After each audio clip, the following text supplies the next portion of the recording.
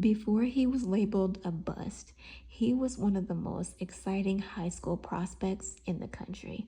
Before the trolls started trending his name, he was charting a new path, choosing the G League over college, chasing greatness. But being young, talented, and flashy in today's league, it comes with a target on your back. This is the mind of a pro. The pressure, the hate, and what happens when Hey, your what's up? It's your confidence girl becomes their Rajanae, your controversy. fave sports media baddie. Welcome back to my channel. Now, by the title of this video, you might notice that this is a new series that I have on my channel right now. So as you guys know, it is the month of May, and you know what that means. Mental Health Awareness Month. And I decided this was the perfect time to introduce this series because I feel that mental health is just so important, and I think that people tend to forget that.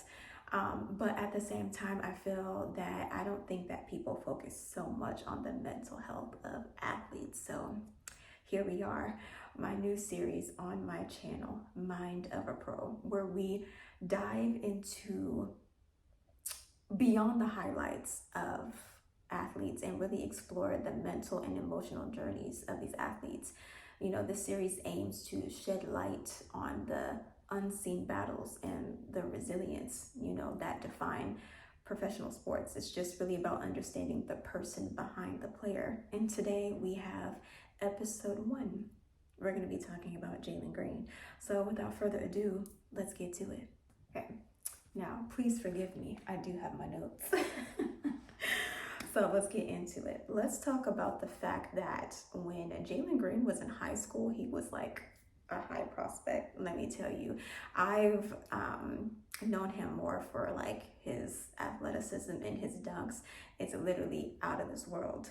Literally, no wonder he's on the Rockets.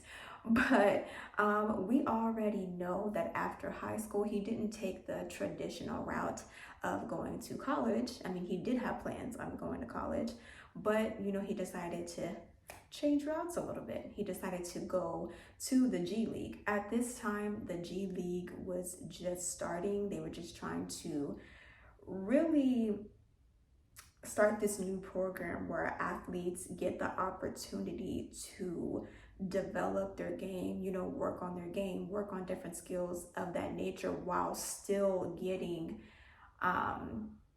or still, how do you say it, still playing at a competitive level as if you were in the NBA, just kind of leading you up to the NBA. Now, that's the route that Jalen decided to go. He just felt like it would lead him or get him quicker to the NBA. And honestly, I think that that's what started this whole thing of the amount of pressure that has been put on him, was him deciding to go to the G League and not take the college route.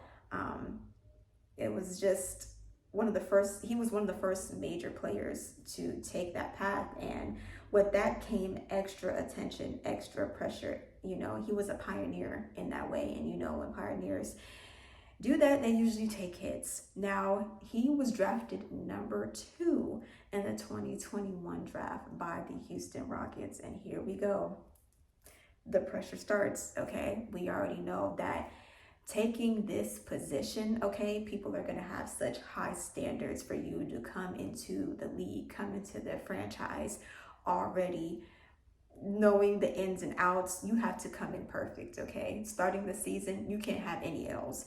You can't fail at all, okay? You got to come in perfect. And I feel like that type of pressure on a player as a rookie is just ridiculous. I know that he took the untraditional route that maybe people weren't expecting him to take. And honestly, let's talk about it, okay? The fact that the amount of pressure that was put on him to be a leader of this franchise when he just got into the league is crazy. You know what I mean? And the fact that there's so many different naysayers and haters talking about the lack of leadership that he has for this team. And this is why I'm going to stop you right there. First of all, in my opinion, I feel that him taking the non-traditional route and going to the G League, that's him being a leader in my eyes, because I feel like at the end of the day, everybody has a choice, right? And his choice was, hey, I'm trying to get to the NBA. So whatever route that I have to take that's going to get me closer to that route or to that goal,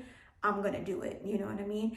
Again, everybody has a choice. Anybody could have chose that route, but they didn't. And I'm not saying that there's a right and wrong choice or decision of getting into the NBA. You do what's best for you. And I feel like Jalen did that. He did what was best for him at that time. And as you can see, he did make it, okay? Drafted number 2, like I said, with the Rockets. But I feel like, when other people don't see your visions and they don't understand your decisions and what you feel is best for you and the goal that you're trying to get to, of course, you're going to have people say, why would you do that? Why would you choose this? You should have done this. And it's like, but I didn't. You know what I mean? If I'm going to get to a certain level in my life and reach certain success, I need to bet on myself. And I feel like that's what he's did. If that's not leadership, then I don't know what is. But let's really get into it a little bit more, because let's talk about it. Him being drafted number 2 with the Rockets. Let's start with the fact that the Rockets at that time didn't even have a stable system. They didn't have a stable system. They didn't have stable coaching. They switched coaches quite a few times. And let's also talk about the fact that there wasn't any vets that he can learn from at the time. When you're a rookie, you got to do a lot of shit. And it might have been a little different because your team was damn near young. Yeah. So in my experience, I came on a team that was full of vets. Yeah. Probably my 4th, 5th year on the Pacers, that was probably like the first time I wasn't the youngest. Mm-hmm. Like I always was the youngest for like the first 3, 4 years on the team. Yeah. So I'm just trying to figure out, how do you expect a rookie to come into the league and to lead a team without any mentorship?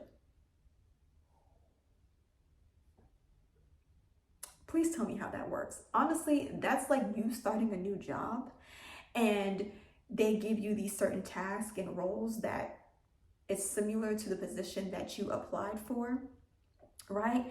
And then once you start getting the hang of things, they switch it up.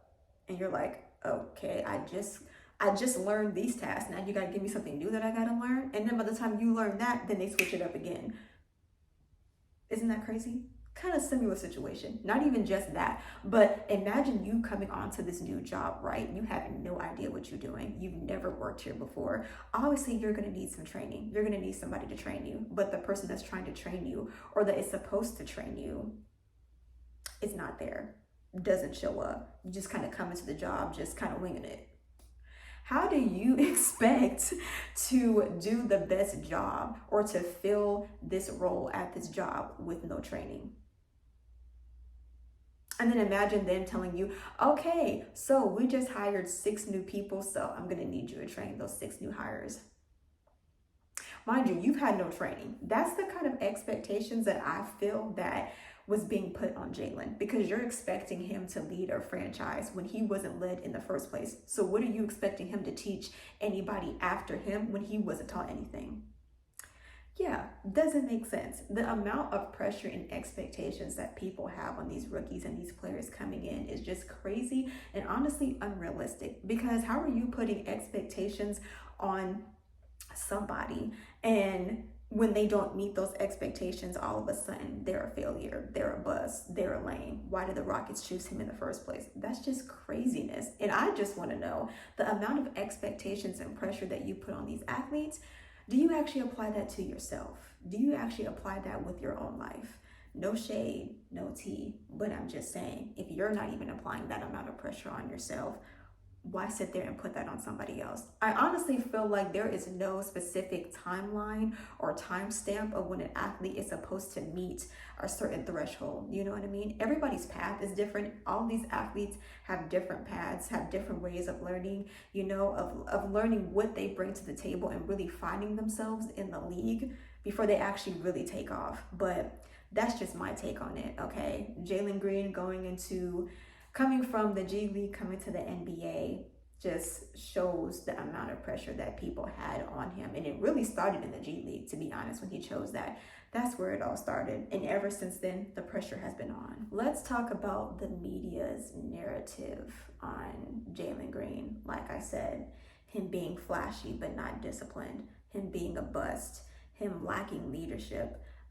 He's more interested in fame than in the game, you know. I just feel like the way that the media tears down these athletes is crazy. I don't know if I've seen more positive words, content, you know, uplifting these players. I feel like you don't see that. You see more of the negative things that they say about the players than the upside that they do say. Not saying that there's not any, but you know what I mean? It's crazy. Like, I don't think people understand that these narratives stick in these players' mind. And, you know, Jalen has talked about that. He's talked about, you know, confidence. Post your first 2 years. From year 1, year 2 to now year 3. I would say figuring out like how to score and just like the confidence, like keeping my confidence. I feel like I have all the tools and stuff, but it's like if you don't have the confidence, you can't really. You're not gonna be out there and be yourself. So I feel like my growth this year, from this year to my first year to this year, was just staying confident and believing in myself the whole way through. That's why I struggled with my first year. So yeah. Measure your level of confidence at this point in your career. I would say it's grown. It's pretty high right now. I feel comfortable of knowing what I need to do and knowing what shots I'm gonna get and knowing what the defense may throw at me. You know, it all comes down to like the work you put in, especially like during season. No matter whether it's the little workouts, early morning workouts, just getting shots of extra reps. So I stay on that like for most of the year, my whole routine. So that builds the confidence there too. You know, how confidence is half of what you need, you know, to really succeed in the game. If you don't have confidence in yourself, if you don't have confidence in your game, it's going to show and it's going to throw you off, you know. And I don't think that people understand that, you know, athletes do see what you put out. You know, athletes do see the comments you leave under their pics. They see the DMs that you send him or that you send them, you know, and people tend to think that these athletes are not humans just because of the jobs that they have. Because they're in the public, you just seem to think, oh, well, what I say is not going to matter. It's not going to affect this person. But how do you know that? Boy. But yeah, going on Twitter after the game is like either going to be like, okay, yeah, I got off tonight, or it's like, damn, everybody's on my fucking head. Yeah, like they would be cool with you, talk, praise you, all that, have a bad game. This nigga sucks. He's not good. He's going to China. Like, I'm like, bro, god damn. And like, leave me alone. One game. Nah, that's what kind of deferred me from being on social media. Like, because for a minute I was like that. Like, I feel like I couldn't do no wrong. Like, oh, the world loves me. And then I'll start to hit the negative tweets or the negative comments. And it's like, I can't do this shit. Like, let me fall back off this shit. So then for a minute, I just stopped watching highlights. I just got out of that. Like, it got me out of that of, you know, doing all the good that I did. It took me away from that a little bit. Yeah. Just because it was like, man, he's like, some people just be evil, bro. Yeah, they don't care at all. No care. And I think I did that my rookie year too. I think I deleted Twitter for a minute when I was going through it. Cause that shit be piercing sometimes. Yeah, like, it should linger in the back. People of your say head. Words don't hurt, bro. Words they hurt. That shit pierce sometimes, bro. Like imagine if you had, you know, Jalen has stated that he does see the things that people say, and that's how you know that it can affect his game, and it probably has. Not saying it has, saying it probably has, is the fact that I remember seeing a post the other day on Instagram where, you know what, I'm gonna get to that in a second. All I'm gonna say is they do see those things. Let's listen to these clips that he's had with Taylor Rooks talking about confidence and just, you know, the comments, you know, that he sees and how he really pays no mind to it, but he does see them. Where expectations that people have of you fuel you, or you kind of person that likes to set your own? How does your mind work? I would say both. Okay. I mean, I be seeing what people say. I don't really feed into it, reply to it, or nothing like that. But I see it. I would say that fuels me. I also set my own. And I have goals that I want to reach personally as a team. But yeah, I see both. It fuels me, and I got my own too. So it balances it out. I feel like at the end of the day, the media narratives can shape public perception, which feeds into the social pressure, the performance anxiety, and just the imposter syndrome in developing players coming into this league.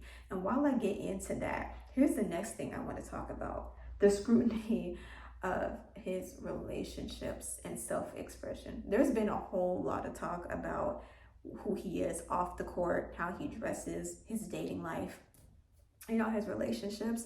I know that people probably think that that shouldn't have anything to do with his game, but actually it can. I know from personal experience, I remember the job that I had, that I was working in at El Paso. I was working at a gym, and I remember that one day I was working, and I was like in the back because I was like grabbing some cleaning materials. And I remember getting a text saying that my grandma Elvira, may she rest in peace, she passed away. And I remember just being in shock in that closet because I was like, wait, what? It's one of those things where it's just, you saw that person and now all of a sudden they're gone in a matter of seconds. You know what I mean? You no longer see that person. And I feel like even getting those types of news can affect your work ethic. It can affect your job and what you bring to the table all of a sudden, you know what I mean? Because that's family, you know what I mean? And I feel like the scrutiny that he's been getting with his relationships, that he has with Drea, the age gap. There's been so much talks about the age gap, him being a baby versus her being a grown woman. I feel that can also have a lot to do, with his game. People tend to think that, oh, that's just off the court talk, so that can't affect what he brings to the court. But how would you know? I mean, at the end of the day, I just gave you a perfect example of how something that can happen outside of work can affect your work when it actually is time. The different comments, like I said, if he's seeing the comments about him not being a great leader, him being a sucky player, and this, that, and the third, what makes you think he's not seeing the comments that you're talking about him off the court that can lead on the court when he actually comes? You don't think that those comments stick in the back of his mind? Yeah. Just because it was like, man, he's like, some people just be evil, bro. Yeah, they don't care at all. No care. And I think I did that my rookie year too. I think I deleted Twitter for a minute when I was going through it.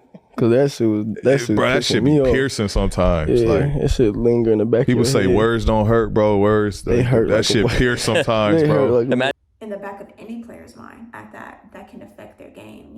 That can affect their performance. Y'all really had this man deactivating his Instagram. That's how you know. That's how you know. I literally seen a post the other day about someone saying he was on his Insta story and something about, keeping, his girlfriend or whatever the case may be, keeping her name out of their mouths, and how he was going to deactivate his Instagram for the playoffs. I feel like at this point, it was just for him to stay focused and stay grounded and stay focused on the bigger picture. Y'all really had this man deactivating his Instagram. That's exactly what I'm talking about. How are you going to say that what you guys say in the comments about his personal life can't affect his work life? You got this man deactivating his Instagram. Is that really necessary? I mean, honestly, what he does on his personal time, who he talks to on his personal time, is none of our business. I think that people make it their business when they do see those types of things and feel like, oh, let me just comment something on Instagram. Let me send this in her DM. Let me send this message in his DM. You know what I mean? Like they can't see these things. You got her, limiting comments under her pictures because it's just like, I don't know. At the end of the day, I do feel like, what he does or who he talks to off the court. And let's get into the self-expression as well. I know that people clown him a lot on the nail painting, the outfits that he wears, just his self-expression. That's another thing that people like to talk about. I feel like, come on, let's not act like we haven't seen this in a couple of players with the nail polish, athletes or wearing skirts and all this other types of stuff. Like, let's just move on. I can't. That definitely can affect an athlete's mentality in the game and can affect them in the workplace when it's time. We definitely need to do better. On the flip side, let's talk about a diagnosis here that could be seen in his game or in this situation as to why he may not be performing the way that other people want him to perform. I want to talk about the possible diagnosis being social performance anxiety and identity suppression. Symptoms is avoiding self-expression, constant need to prove manhood, stress from media narratives. Some ways that this could be fixed can be, needing empathy, privacy, and a strong support system that allows freedom without judgment. I would have to say the overthinking and the performance anxiety is what he's kind of dealing with right now. And I'm not gonna lie, let's really talk about it. There was a clip of Steven Adams talking about, the series against the Warriors and, the Warriors going after Jalen Green. Like you got to look at the strategy of playoffs. It comes down to like a lot of numbers game, right? So if someone in the regular season they mainly attack, say they average X amount of points, if you blitz them the whole game, you force the ball out of their hand. Obviously their volume of shots is going to go down. So then their points per game is going to go down. So that still don't judge them on like that person's not a riser. No, it's what the defense is presenting. You're enough of a threat that they're taking that away. You know what I'm saying? So then you just have to find a different way to attack, which means that there's other players that may be. That was the Warriors' goal. That was the game plan. They clearly seen that Jalen, in game 2 scored 38 points in that game. And I know that was the only game that he had the highest points. Everything else was 7 points, 6 points, 5 points, whatever the case may be. I feel that if you have the opposing team targeting a star player, I just want to let you know that that's because that opposing team sees that athlete or sees that player as a threat.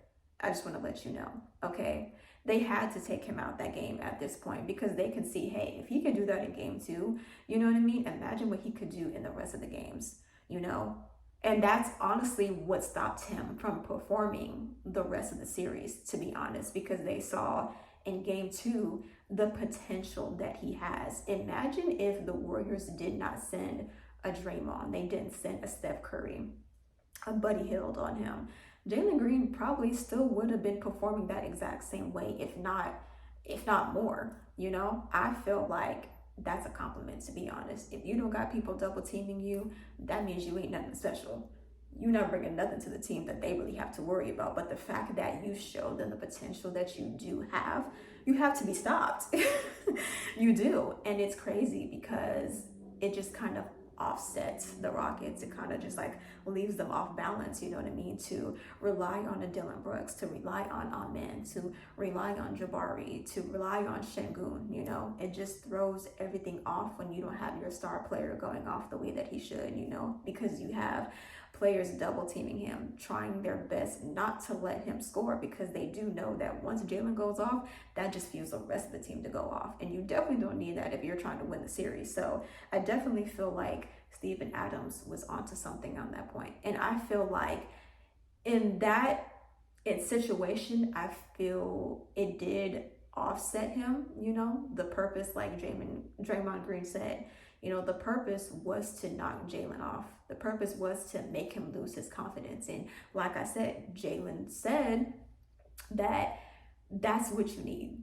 Half of your game is having that confidence. And if you have a team that sees you have confidence, they see that you're a threat, they see that you about your business and you're willing to take all the smoke, they gotta offset that. They definitely gotta put you in your place a little bit and kind of falter and let you feel like, nah, like, not this one, little homie, you're not gonna get this. Like, we got something for you, And so I definitely feel like something that could be worked on, that Jalen could improve, is finding new ways as far as offense, because again, their motive was to take you out for the rest of the series. So I feel that to take you out the series, to, kind of take away the confidence that you had in yourself in that game too, so that you can apply that to the rest of the series. I feel that what could be worked on, is your offense. You know what I mean? If you got people double teaming you, and trying to stop you from scoring, what are other ways that you can get past those players to score? What are some things that you can do so that that's not hindering you? You know what I mean? And, same thing with Coach Ime. I think that Coach Ime is a great coach. I feel that Jalen has stated that as well. The different coaching tactics that he's experienced within his fourth year in the season so far. His first 2 years was rough. He was creating bad habits, you know what I mean? And we all know that once you create bad habits, it's kind of hard to get rid of those habits and, to get out of that and to become a better person. It takes 27 days, I want to say, to learn a new habit, and if he was creating habits for 2 years, that's a stretch. It's hard to get out of those bad habits that you've created for 2 years and then have a new coach come in and be like, okay, this is how I'm doing things now. Like, this is what you need to do, And I feel like Coach Ime, it seems like he's tough on those guys. If you're not doing what I want you to do and what I feel that you can do on the floor, you got to sit out. And I feel like Jalen Green was very transparent about that and saying, hey, this is how I was in my first 2 years. And the fact that I was bringing that into my third and fourth year, it just had me realize, hey, you know what I mean? If I'm not going to do what I'm supposed to do when I'm out on the floor, I'm sitting down. I'm on the bench, you know what I mean? Because I'm not doing what I'm supposed to do to help my team and to be able to provide, what I need to help me and my guys win these games on the floor. If I'm not going to show up, I got to sit down. And I feel like he seems like that type of coach. But yeah, I definitely feel like, in a sense, he needs to figure out what other ways could you impact the game? You know what I mean? How could we get you more open so that you can come and score offensively and consistently, and I feel that, there's got to be some other coaching tactics as well, you know what I mean? Clearly, Ime understood the assignment, you know what I mean? We already know that Steph is a threat. So you had to make sure that you kept Jalen, that you kept Amen on Steph, or you kept any other player on Steph so that he couldn't score, because that's what he does best. So I feel like if you knew that Steph Curry had to be stopped, you must have known that Kerr was going to make sure that he was going to apply pressure on Jalen Green so that he could be stopped. So what are some other ways that we could really get Jalen Green going if you see that people are coming for his neck? What are some other things that we could do? And so I definitely agree with Steven Adams. You know what I mean? It's kind of hard. It's not much that you can do. You know what I mean? If you have people double teaming you, you got to find a new way to impact the game, find a new way to score, you know what I mean? To kind of flip the script a little bit. But, I definitely feel that at the same time, Draymond gave Jalen his pro, like some good feedback. It's like, hey, he is a great player. The more that he continues to work on his game, and be consistent and to be strong and to be tough, the more of a threat that he's going to be. And because we know that he's a threat, we had to shut him down.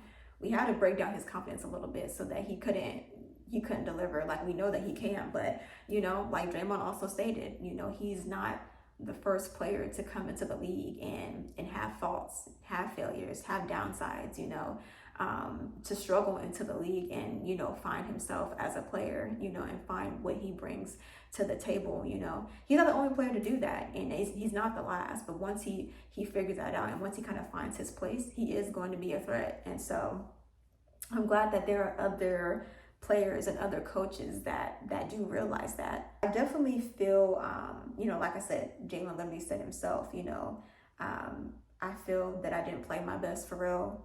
I had one good game at home, but I just gotta be more aggressive and stop overthinking. And as you can see, that's clearly what's happening. He's overthinking his game. Like I said, when you got players like Draymond, Steph, Dylan, Buddy, not Dylan, but Buddy Hield, Jimmy Butler, when you have players like that, that's stopping you, it is gonna alter you a little bit. It causes hesitation, missed shots, frustration, leads to slumps, even if the skill is there, triggers a failure that becomes self-fulfilling.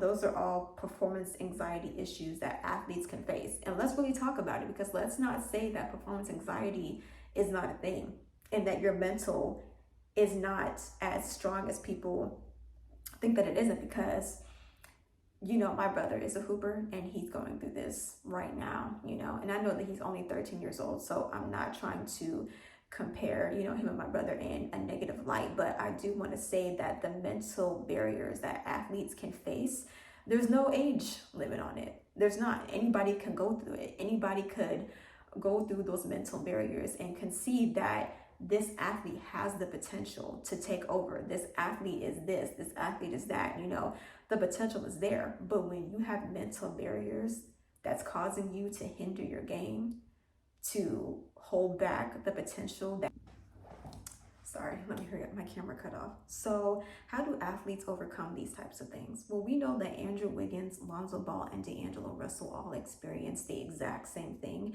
And what helped them was being able to grow at their own pace. I wish that people understood that more. I don't like the fact that people have timestamps of when they feel people should succeed or where people should be at a certain age. Because realistically, in this life, nobody is where they want to be at a certain age that you think that they should be. And that's just the reality of it. You know what I mean? There should not be a timestamp of when you should be here at this point in life or when you should be here at this point in life. Because like Nipsey has said, run your own race. It's not about where everybody else is. Stop looking at what somebody else is on their own path when your path is different than theirs. That's just the reality of it, the expectations and the pressure that we put on everybody else is crazy, because it's just like, you're not in their shoes for one. Even if you were in their shoes, the amount of pressure and expectations, would you actually do the same thing if you were in their shoes? Let's be real. It's so easy to say and to judge other people over where we think they should be. But if we were actually in their shoes, we probably wouldn't even do half of what we think, of what we say they should do. And like I said, it's just one of those things where it's just like, if you don't even put that amount of pressure and expectations on yourself, why are we so in love or infatuated on what we feel that other people should do when we're not even at our best? So I feel like the best thing for Jalen is honestly, we've seen Jalen at his best. He has career high 42 points versus Washington Wizards when it was March 19th of 2024. 42 points, 10 rebounds, 7 three-pointers. The 41 points he made versus Philly on November 27th of 24.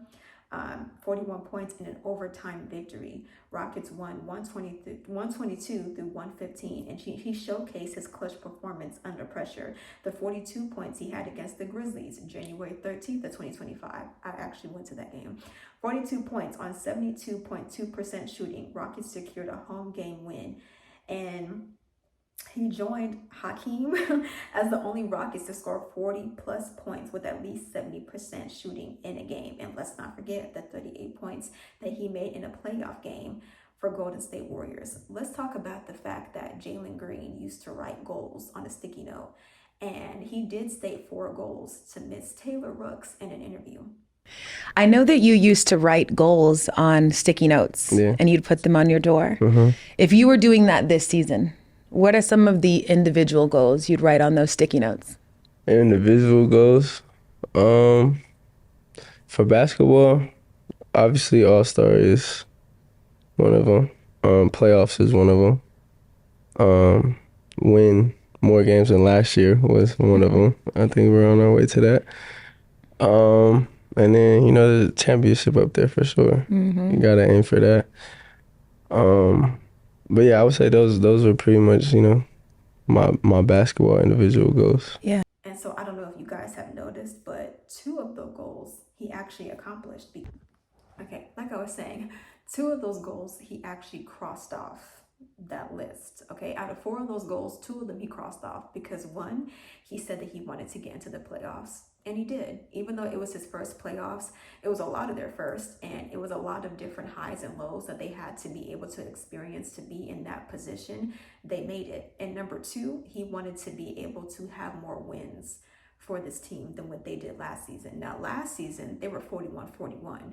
This season, 52 wins, 30 losses. So there has been quite the improvement. And I just want to say that I'm very proud of these Rockets. The fact that you guys were a 2nd seed in the Western Conference says a lot, because you were able to do it with the group that you have right now. And that's with Jalen Green. All these different trade talks is crazy because they were able to get to this point with Jalen Green. So imagine if Jalen Green continued to work on himself, to improve his game, to work on his consistency, because he did stated that he used to journal.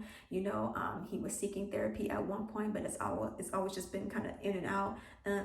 So I definitely feel like he should continue. Go back to the journaling. Go back to expressing your thoughts, expressing your feelings, and the different things that you're going through in this life. If that helps release the tension, if that helps clear your mind, because it truly does. Go back to journaling. Go back to seeking therapy. Focus on mindfulness and different breathing techniques before games. Therapy or sports psychologists to untangle those overthinking loops, trusting the process and not the pressure, because it is a process.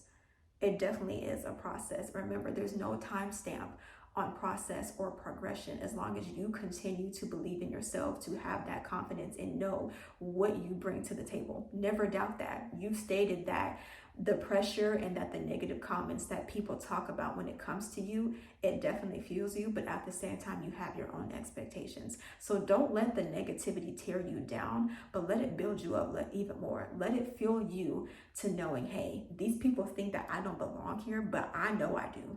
So let me show them what's really good, you know, let me show them, but also lean into growth and not perfection, because at the end of the day, nobody's perfect. And again, you're not the only one who hasn't gone through this. So my message to Jalen Green is to, if he ever hears this or sees this, to know that your journey isn't over. There's not a timestamp. Don't rush perfection. You are going at the route and at the pace that you should go. You know what you bring to the table. You know what you have. You know what you need to work on. So continue to work on that. You got all summer. You got all summer to focus on yourself, to grind, to come back to the next season and be the best version of yourself. You're writing your story, and it's okay if the first few chapters are messy. You're not just playing against defenders, you're playing against pressure, projection, and unfair expectations. But trust me, when you come out on the other side, it's gonna be beautiful. So keep showing up, keep learning, keep being you, even when the world wants you to be someone else. You're on the right path of greatness. Keep trusting in yourself, keep having the great support system that you do have. And I don't know what's to happen.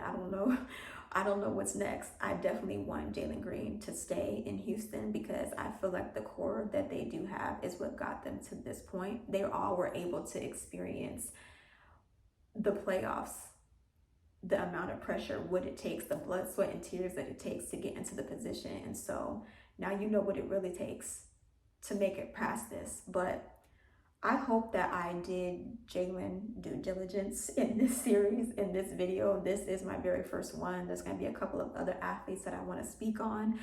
But I hope I did my due diligence. I feel like I had to start with Jalen first because it's the Rockets. You know, we just lost in the playoffs. There's just so much negativity around his name that he should be traded. And I definitely feel like I might make a separate video about that. But without further ado, I hope I made my case. I hope that people give him more grace. I hope that there should be more positivity in this media when it comes to these athletes, because I'm telling you, you don't know what these athletes go through behind closed doors with the amount of pressure that people put on them, the amount of negativity that they put on them instead of the positivity. It's time that we uplift our black athletes and stop tearing them down. But yeah, I hope that you guys like this video. Please like, comment, subscribe, share. Okay. I guess I'll see you guys in the next video. Mental health matters. Like, you're the king of Houston. Like, they made their decision. No bullshit. They made their decision on who the future is. Feel more better right now too, Pete. No bullshit. No bullshit. You go crazy now. When you pick a guy with the 4th pick, he's our guy. You know what I mean? And so they full on committed to who the future is. Like, I think you bring James in, and you're going, like you said, you're going through, like, you got to go through this. You got to go through being double team, being triple team, being the target every time. You got to go through that. And you bring on someone like James, who's such a ball dominant player, like, that's going to hinder your growth a little bit. You know what I mean? I agree. Regardless of how it can elevate you on another level of him teaching you and you learning off of him. I feel like for you, you've already been through the fire. So, like, let you continue to learn. You know what I mean?